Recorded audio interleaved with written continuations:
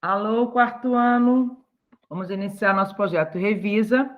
Vamos lá para nosso módulo 3. Na página 56, vamos estar falando sobre acessibilidade para todos. Cada pessoa tem um jeito de se comunicar, de se locomover, de se entender o mundo. Acessibilidade significa o quê? Criar oportunidades para que todos possam fazer as mesmas coisas, mas cada um à sua maneira. Aqui na foto nós temos o quê? Dois alunos, dos meninos, eles estão damos a entender que estão numa biblioteca.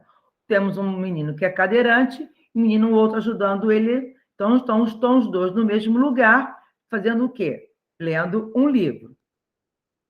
Na 58, nós temos uma história, Luca e Marina. A acessibilidade diz respeito a poder chegar a um lugar ou alcançar algo.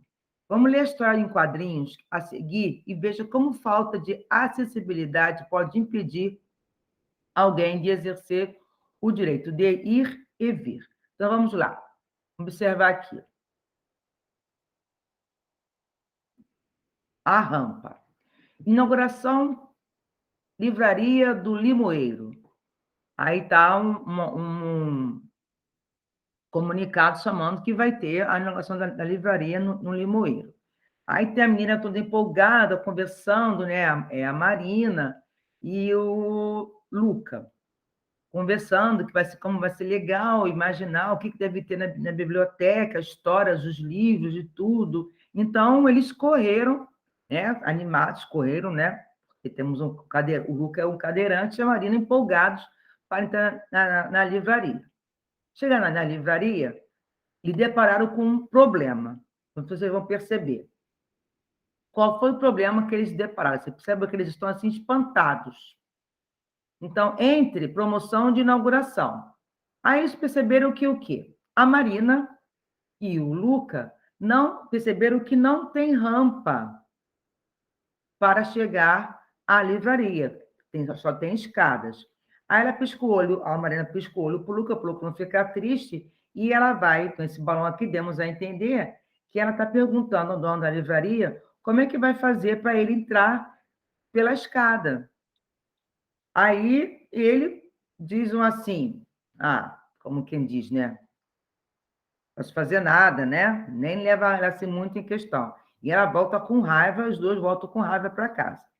Aí, ele bota uma plaquinha fechado por almoço, e ele passa ele saindo da sua loja. Na página seguinte, vamos ver o que será que ele foi fazer. Ele vai andando pela rua, uma casca de banana, o que acontece? Ele leva um tombo. O resultado do tombo, o que foi? Ele teve que ficar na cadeira de rodas porque imobilizou a perna. Aí, vejam como são as coisas. Ele chega em frente à loja que era dele, ele percebeu o quê? Que ele também não poderia entrar na loja porque ele também não tinha acessibilidade, ele também era um cadeirante. Como ele viu, se sentiu no lugar do outro, né, do menino que não pôde entrar, o que ele fez? Botou reinauguração. Aí o que ele colocou? Ele colocou uma rampa ao lado da escada, ele colocou uma rampa para que todos tivessem acesso aos mesmos lugares, mas cada um do seu modo, né? Ficou legal esse quadrinho, né?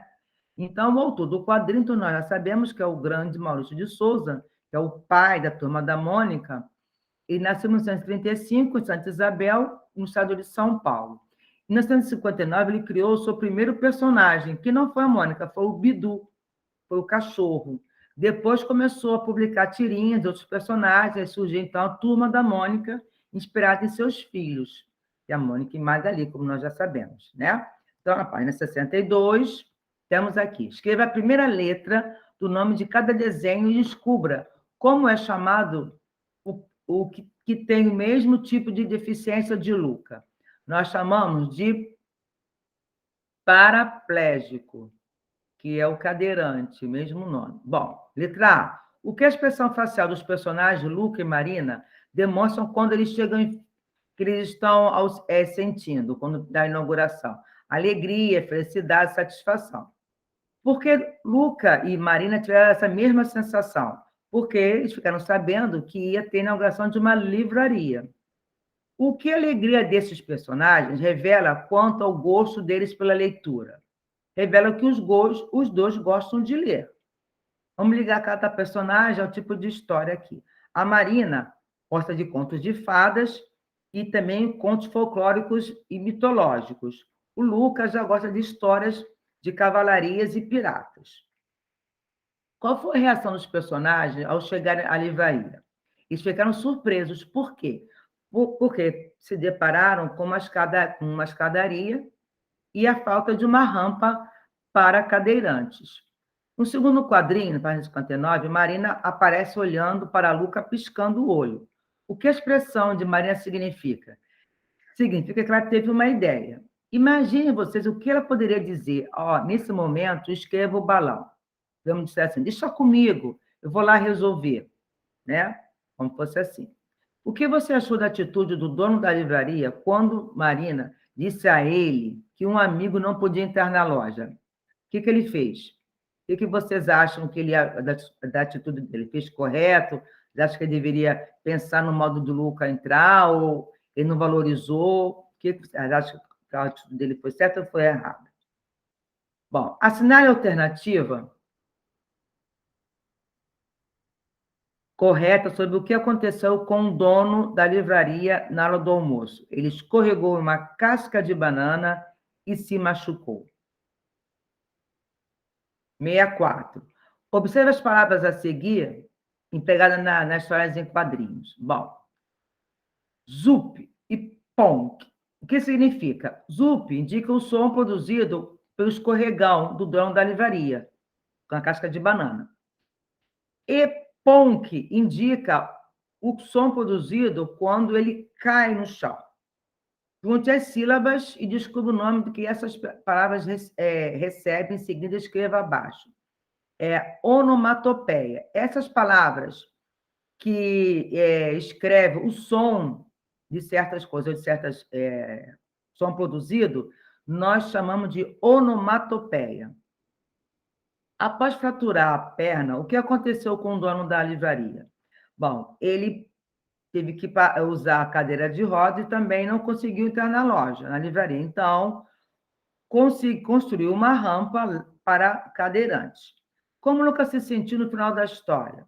Aí ficou feliz, satisfeito, porque ele pôde, então, entrar na livraria. Além de se divertir o leitor, qual o objetivo da história em quadrinhos? É de conscientizar o leitor sobre a acessibilidade. A história em quadrinhos que você leu não apresenta falas, apenas imagens, correto? Isso dificultou para vocês entenderem a história? Não, porque as imagens conseguem transmitir a história bem com os objetivos. A história em quadrinhos A Rampa foi publicada em um gibi, certo? Onde mais é possível encontrarmos história em quadrinhos? Podemos encontrar histórias em quadrinhos em jornais, revistas, livros e na internet. Qual é o público-alvo das histórias em quadrinhos? Ou seja, a quem ele é destinado? Ele é destinado ao público infanto-juvenil. Até mesmo adulto gosta também de ler. Eu gosto de ler gibi também. Bom, concluímos então o quê? Que história em quadrinhos é uma narrativa contada em quadros, apresenta imagens e pode conter falas em balões. O objetivo principal é divertir o leitor, mas além do humor, também pode conter reflexões, críticas e ensinamentos. O que nós acabamos de ver, né? A história em quadrinhos agora. Bom, então nós ficamos na 65, vamos dar um pulo no nosso próximo projeto, da matéria D, aqui na 256, trabalho e trabalhadores nos dias de hoje. Atualmente, os trabalhadores têm direitos garantidos por lei. Esses direitos foram conquistados por meio da luta de muitas pessoas ao longo da história. Assim, é muito importante que os trabalhadores se mantenham unidos para defender esses direitos e fazer que eles sejam respeitados. Temos aqui, eles estão fazendo uma manifestação, né? Democracia justa, tem cartazes, no caso aqui, professores na rede estadual em greve por salário, emprego e condições de trabalho. Estou reivindicando. Da 258, vamos conver as histórias dos trabalhadores e seus direitos. Atualmente, muitos trabalhadores podem desempenhar suas atividades com segurança e em ambiente adequado, que não compromete sua saúde, além de ter vários direitos garantidos, mas nem sempre foi assim. Isso foi necessário depois de muitas lutas por parte dos trabalhadores ao longo da história. Vamos observar aqui essa fotografia. Aqui, nós temos aqui, no passado, o cotidiano da maioria dos trabalhadores era precário, pois trabalhavam em longas jornadas, sem condições de segurança e higiene, além de receber baixíssimos salários. Para tentar mudar, então, essa situação, eles se uniram, lutaram para conquistar direitos que garantissem uma vida melhor. Então, esses são os trabalhadores, fazendo manifestação, isso em 1915. Bom, muitos dos direitos dos trabalhadores, trabalhistas que existem na atualidade, foram conquistados principalmente por causa de mobilizações, como a retratada aqui na fotografia. A carteira de trabalho, né, que é a foto da pessoa, tem um nome, tem um endereço, o empregador, que é quem está contratando o empregado, tudo. Bom, de acordo com a lei, toda pessoa contratada para trabalhar deve ser obrigatoriamente registrada na carteira de trabalho, que é um documento mostrado aqui, que vai comprovar o tempo de trabalho que você tem. Esse documento foi criado, isso em 1943, pelo presidente da República, Getúlio Vargas. Na época, ele garantiu diversos direitos aos trabalhadores. Bom, o que aconteceu? A carteira de trabalho foi instituída por meio de um conjunto de leis trabalhistas chamada de Consolidação das Leis do Trabalho, ou a famosa CLT. Além da criação desse documento, a CLT também garantiu outros direitos importantes para os trabalhadores. Primeiro, a jornada de trabalho de 8 horas diárias, férias anuais remuneradas, quer dizer, você recebe para estar de férias remuneradas, recebe em férias, são pagas as férias, salário mínimo, pagamento de horas extras, descanso semanal remunerado e licença maternidade. Os direitos instituídos pelo CLT são garantidos a todos os trabalhadores, registrados até os dias atuais. Justiça social. A justiça social pode ser conquistada por meio da mobilização de trabalhadores em defesa de seus direitos. É importante também que os governantes tomem iniciativas para melhorar a vida das pessoas menos favorecidas, promovendo, então, maior igualdade de oportunidades.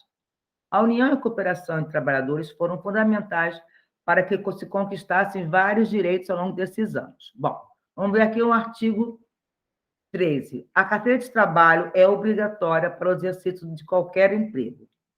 Artigo 76. Salário mínimo é pago diretamente pelo empregador ao todo trabalhador, inclusive o trabalhador rural, sem distinção de sexo, por dia normal de serviço e capaz de satisfazer as suas necessidades normais de alimentação, habitação, vestuário, higiene e transporte. Bom, qual é o assunto tratado nesse texto? Está falando sobre o quê? Alguma das leis trabalhistas. E como é que nós chegamos a essa conclusão? Chegamos a essa conclusão porque está se falando do formato que apresentou a lei e está se falando, outro conteúdo abordado, está falando sobre o direito do trabalhador. De acordo com o texto, quem deve ser pago o salário mínimo? Deve ser pago a todo trabalhador, inclusive o trabalhador rural, que ele trabalha no campo, tem os mesmos direitos também. Bom, a importância do trabalho no dia a dia. Em troca do trabalho que realizam, as pessoas recebem um pagamento em dinheiro. E é com esse dinheiro que elas podem, então, suprir suas necessidades básicas, né? Então, com esse dinheiro, ela pode comprar alimentação, ela pode comprar remédios quando precisa, o vestuário, comprar roupas também, e pode também ter um momento também de lazer. Então, as fotografias dessas páginas retratam pessoas que, por ter um trabalho, elas conseguem ter acesso a algumas de suas necessidades básicas, como alimentação, saúde, vestuário, etc. Vamos então aqui, dar uma paradinha aqui agora, para a nossa próxima matéria aqui, geografia. Em geografia, vamos estar falando sobre serviços públicos, direitos e deveres. Os serviços públicos são um direito de todos os cidadãos, mas você sabia que também temos deveres também? Vamos conhecer um pouco mais sobre os direitos e os deveres das pessoas em relação aos serviços públicos. Bom, vamos lá. Então, na fotografia A, aqui nós temos o serviço público que é da coleta de lixo, que é um direito nosso, que o nosso lixo seja coletado, mas nós temos que colocar onde o nosso lixo? Né? Nos lugares apropriados. Não é jogarmos o lixo no chão e para que o coletor possa recolher o nosso lixo, ele tem que estar em sacos plásticos de lixo. Podemos deixar o lixo jogado em qualquer lugar, achando que a pessoa vai recolher. Tem dia certo que o caminhão passa na nossa rua, então colocar o lixo somente no dia que for passar o caminhão para coletar nosso lixo. E lixos separados de acordo com o seu vidro, papelão, tudo separadinho corretamente. Bom, quem são então os responsáveis pelos serviços públicos? Todas as pessoas têm direito a esses serviços públicos, mas você sabe quem são os responsáveis para fornecê-los às pessoas? Alguns desses serviços ficam a cargo do município, ou seja, da prefeitura. Outros são oferecidos pelo governo estadual, que é o governador. Outros também pelo governo federal, que é o presidente da República. Esses serviços são realizados por empresas particulares contratadas pelo governo. Nesses casos, então, a responsabilidade do governo fiscalizar os serviços prestados pelas empresas, a fim de garantir o quê? Que realmente seja efetuado seu serviço. De modo geral, os serviços prestados diretamente pelo governo são o de educação, saúde e segurança pública. Na foto aqui, nós temos aqui o policiamento militar. É um serviço público de segurança oferecido pelo governo nos estados. Bom, os serviços de distribuição de água tratada, coleta e tratamento de esgoto, transporte coletivo, rede de energia elétrica e telefonia, entre outros, geralmente são realizados pelas empresas particulares e fiscalizadas pelo governo. Aqui nós temos aqui os serviços de transporte público, tá? Que é feito por empresas particulares, mas cabe ao governo do município fiscalizar como está circulando esses ônibus nas ruas, o problema é pneu, freios e tudo mais. Os serviços de telefonia também são oferecidos por empresas particulares, que devem ser fiscalizados pelo governo federal, que é a Anatel, que é a Agência Nacional de Telecomunicações. Bom, vamos observar aqui as fotografias aqui e vamos ver que tipo de serviço é prestado. No caso aqui, a educação, que pode ser prestado tanto pelo serviço público, como também por empresas particulares. Aqui nós temos a distribuição de energia elétrica, que é um serviço público, geralmente prestado por empresas particulares e fiscalizado pelo governo. Aqui é saúde, que tanto pode ser pelo governo, como também por empresas particulares. Por último, aqui, tratamento de água, que é serviço público, geralmente prestado por empresas particulares e fiscalizado pelo governo. E como nós pagamos esses serviços públicos? Bom, todas as pessoas pagam, de alguma maneira, pelos serviços públicos que utilizamos. No entanto, existem diferenças na forma como elas são cobradas. Por exemplo, aqui é uma conta de energia elétrica, tá? A água tratada e a energia são pagos por tarifas, que é essa parte aqui, que é essa conta chega na nossa casa, que o correio entrega, que vem o nome do dono responsável, o endereço, tem o CEP, quanto que foi consumido de energia ou de água, o valor, e vem aqui a data de vencimento, vem aqui em cima, e o valor que vai ser pago. Tá. Tem também outros serviços, como segurança pública, limpeza de ruas, atendimento à saúde, educação, que são pagos por impostos, que é chamado de IPTU, que é Imposto Predial Territorial Urbano. Através desse imposto, que pagamos uma vez por ano, é que esses serviços são feitos, educação, limpeza de ruas, segurança pública e etc. Bom, tem também, quando vamos ao mercado, ou ao sacolão, ou alguma loja, são esses cupons fiscais que vêm o valor do que nós usamos, do que nós queremos, que nós compramos, que vamos pagar depois, que também tem imposto aqui também arrecadado. Aqui, olha só. Todos os impostos devem ser utilizados para asfaltar novas ruas, construir novas escolas e hospitais, instalar postos de iluminação pública e redes de água tratada, de coleta de esgoto nos bairros. Veja aqui um exemplo do uso do dinheiro arrecadado com impostos na fotografia. No caso aqui, está sendo o quê? Pavimentada, esse asfalto jogando na rua para pavimentar a rua, asfaltar. Então, o pagamento de impostos é importante para a garantia dos serviços públicos e a destinação correta desses recursos também é necessária. Então, os serviços públicos, na opinião de vocês, realmente estão sendo empregados no município onde você mora? Pense aí e reflita aí. Tá? Então, fechamos aqui nosso projeto Revisa. Encerramos aqui na parte, trabalhamos português, história e geografia. Tá bom? Então, até a próxima, quarto ano. Tchau, tchau.